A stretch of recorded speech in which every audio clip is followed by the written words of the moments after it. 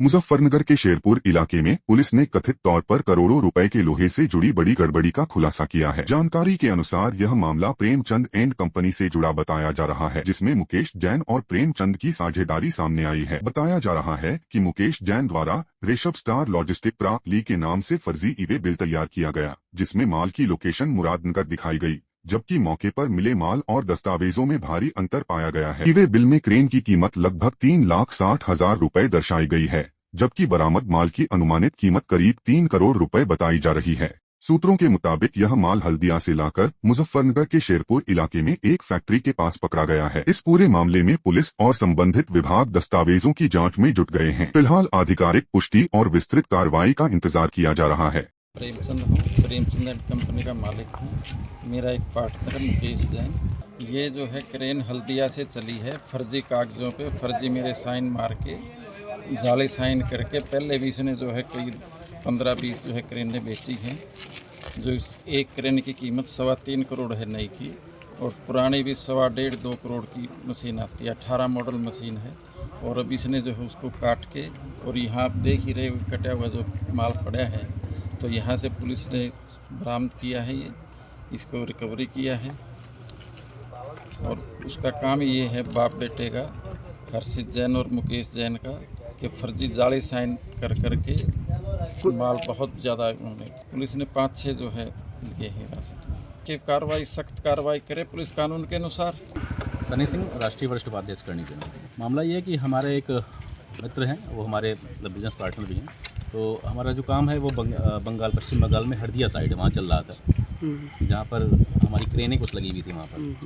तो उस क्रेन को जो है चोरी करके वहाँ से ला करके यहाँ पे पहुँच गया, ये शेरपुर जिला मुजफ्फरनगर में भेज दिया गया था। इसकी जानकारी हम लोग को जो है प्राप्त हुई, और हम लोग यहाँ पर पहुँचे। हमारे यहाँ पे प्रदेश सचिव हमारे गौरव चौहान जी हैं, इनके माध्यम से, और भी यहाँ पे अपनी जो पूरी टीम है उन लोगों ने सर्च करके यहाँ पे उसको जो चोरी का माल है बरामद कराया। और प्लस यहाँ की जो पुलिस है, प्रशासन ने बहुत ही मजबूती के साथ दिया। बरामदगी हो गई है, लगभग 5-6 करोड़ का वो माल है।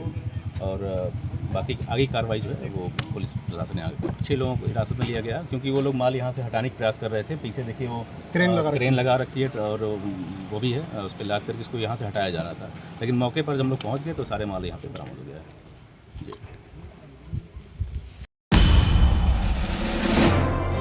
मुजफ्फरनगर के ग्राम लक्षेड़ा काश्तकार सीमली क्षेत्र में चकबंदी प्रक्रिया को लेकर गंभीर विवाद सामने आया है, जिसने पूरे गांव में तनाव की स्थिति पैदा कर दी है। एक ग्रामीण किसान ने जिलाधिकारी को शिकायती पत्र देकर आरोप लगाया है कि उसके गाटा संख्या 500 की भूमि में बिना किसी सूचना, बिना समन और बिना कानूनी प्रक्रिया के दूसरे व्यक्ति को सहखातेदार बना दिया गया है। पीड़ित किसान का कहना है कि वह एक बुजुर्ग और असहाय व्यक्ति है, और उसकी आजीविका पूरी तरह इसी भूमि पर निर्भर है, जिस पर इस समय ईख की फसल खड़ी हुई है। किसान ने आरोप लगाया है कि उसे चकबंदी विभाग की ओर से किसी भी प्रकार की जानकारी नहीं दी गई, जबकि अब जमीन पर विवाद बढ़ने के साथ उसकी खड़ी फसल को नुकसान पहुंचाने की आशंका भी जताई जा रही है। पीड़ित ने यह भी कहा है कि यदि उसकी फसल को क्षति पहुंचाई गई तो वह आत्महत्या जैसे गंभीर कदम उठाने को मजबूर हो सकता है, जिसकी पूरी जिम्मेदारी संबंधित विभाग की होगी। पीड़ित किसान ने जिलाधिकारी से पूरे मामले की निष्पक्ष जाँच कराने, दोषी कर्मचारियों पर सख्त कार्रवाई करने और उसकी फसल की सुरक्षा सुनिश्चित करने की मांग की है। फिलहाल यह मामला प्रशासन के संज्ञान में है और जाँच की प्रक्रिया की मांग जोर पकड़ रही है। विक्रांत सीमली। समस्या है चकबंदी विभाग का पूर्ण भ्रष्टाचार चल रहा है। हमारे चकों में आए दिन परिवर्तन कर दिया जाता है। हमारे पहले अलॉट हुआ था धारा 52 के समय एक चक था, लेकिन 8 चक कर दिए गए। सीओ फर्स्ट KP सिंह के द्वारा चकों में परिवर्तन किया जा रहा आए दिन भ्रष्टाचार के द्वारा। चकबंदी को 6 साल हो लिए, अभी तक कंप्लीट हो गई थी, धारा 52 हो चुकी हमारा 21/10/23 में। उसके बाद चकों में परिवर्तन किया जा रहा बैठ के, दफ्तर में बैठ के अकेले कर देते हैं। कोई समन सूचना नहीं किसानों को, तो तब पता चलता है जब नकल निकलवाते हैं किसी कार्य के लिए, उस पर आदेश से डरवाते हैं। कई बार आ चुके हम पहले इस मामले में, समस्या का कोई समाधान नहीं हुआ, ना अधिकारियों के ऊपर कोई एक्शन हुआ। हम इसका निष्पक्ष जांच करते हुए अधिकारी के खिलाफ कार्रवाई हो और हमारा चक बिल्कुल निष्पक्ष तरीके से जो हमें लौट किया गया था वो दिया जाए। अगला कदम हम आगे बड़े अधिकारी के यहाँ लखनऊ पूछ करें।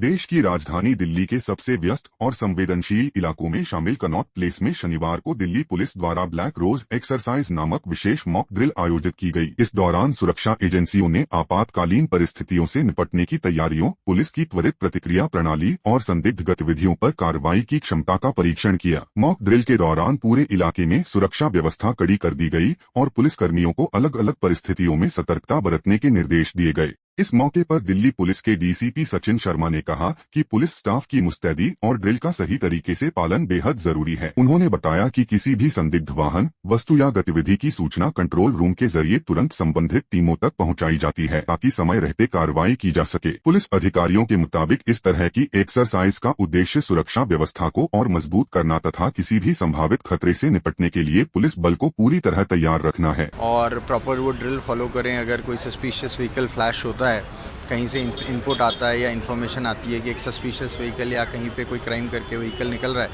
तो वो कंट्रोल रूम के थ्रू हमारे पास इन्फॉर्मेशन आती है और उसके अकॉर्डिंगली फिर पूरे डिस्ट्रिक्ट के अंदर हम लोग पिकेट्स प्लेस करते हैं और चेकिंग एनहांस करते हैं और फिर उसको इंटरसेप्ट करने की एक ड्रिल फॉलो करने के लिए बोला जाता है। So that was all check और this was part of the preparedness basically. As such also ये चीज़ होती रहनी चाहिए, तो this was done part of a normal thing, but otherwise also जो हमारा ये बड़े समिट्स आ रहे हैं इनके लिए भी प्रिपरेटरी फेज है, तो we are working on both of them.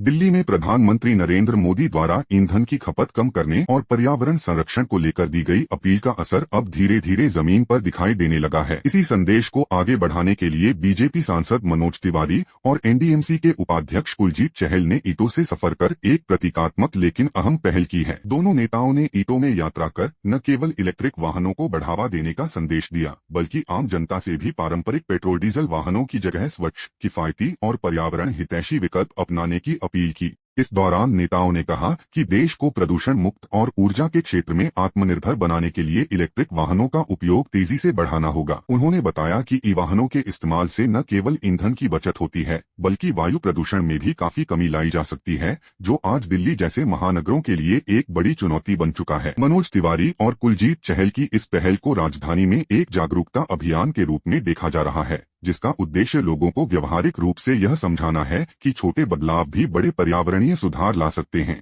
इस मौके पर आम लोगों से भी अपील की गई कि वे जरूरत के अनुसार इलेक्ट्रिक वाहनों की ओर रुख करें और स्वच्छ भारत व हरित भारत के लक्ष्य को मजबूत करें। दिल्ली के रोहिणी कोर्ट में कथित तौर पर न्यायिक अधिकारी द्वारा वकील के साथ अपमानजनक व्यवहार के मामले को लेकर विवाद गहराता जा रहा है। इस घटना के विरोध में वकीलों में भारी नाराजगी है और कई जगह हड़ताल की स्थिति बन गई है। बार एसोसिएशन ने मामले में सख्त कार्रवाई की मांग करते हुए न्यायिक अधिकारी के व्यवहार पर आपत्ति जताई है। मांग ये, जैसे रोहिणी का इंसिडेंट आप सबको पता चला होगा, बहुत ही ज्यादा अनफॉर्चुनेट इंसिडेंट बोलूँगा।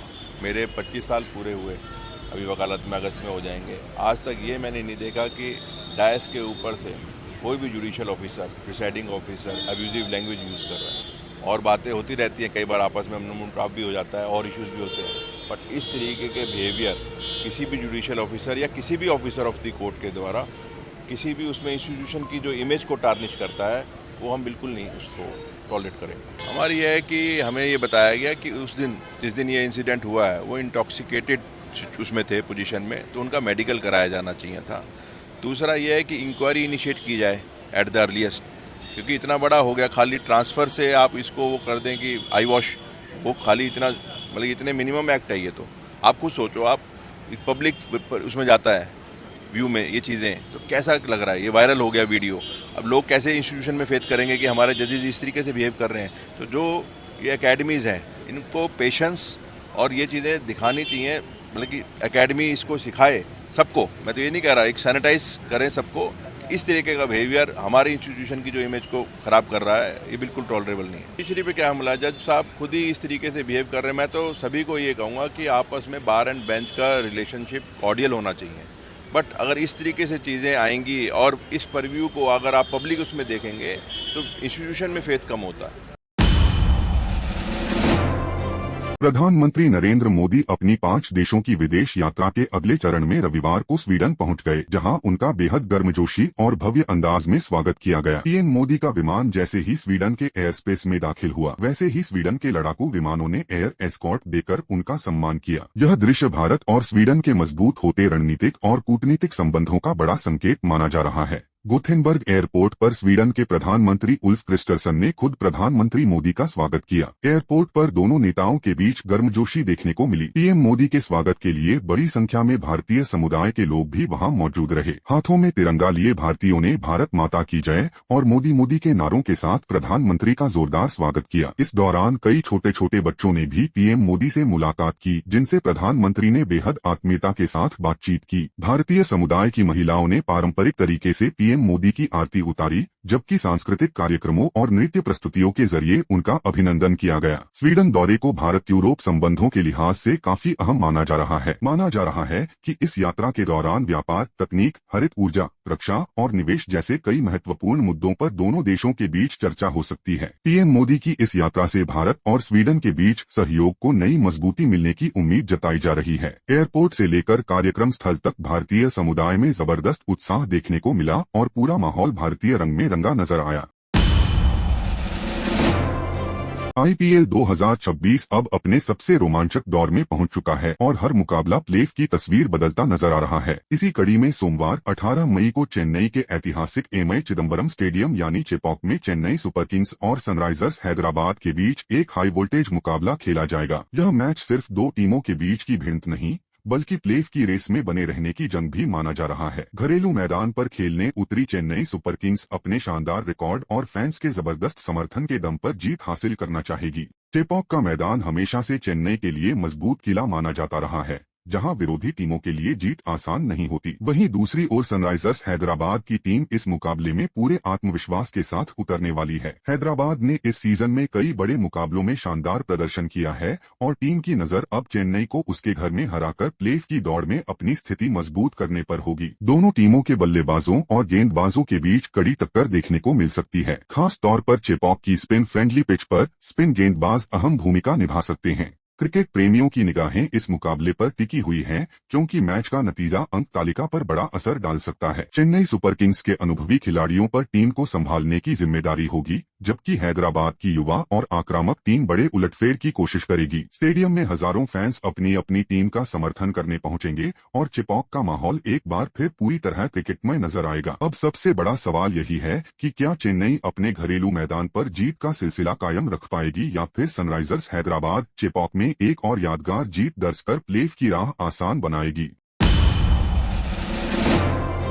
बिहार के सासाराम जंक्शन पर उस वक्त अफरा तफरी मच गई जब सासाराम पटना पैसेंजर ट्रेन की एक बोगी में अचानक आग लग गई। बताया जा रहा है कि शॉर्ट सर्किट के कारण इंजन के पास स्थित 5वीं बोगी में आग भड़की, जिसने देखते ही देखते विकराल रूप ले लिया। घटना की सूचना मिलते ही रेलवे प्रशासन, आरपीएफ और फायर ब्रिगेड की टीम मौके पर पहुंची और काफी मशक्कत के बाद आग पर काबू पाया गया। हादसे में किसी यात्री के हताहत होने की सूचना नहीं है, लेकिन ट्रेन की एक बोगी पूरी तरह जलकर राख हो गई। ये सुबह हम लोग को 5:30 बजे सूचना मिला था कि जो है ये सासाराम पटना पैसेंजर ट्रेन जो है उसमें आग लग गई है। नहीं कोई कैजुअलिटी नहीं है इसमें। फायर ब्रिगेड को सूचना दिया गया था तो वो आके जो है आग पे काबू पाए हैं। अब उसकी जाँच की जा रही है।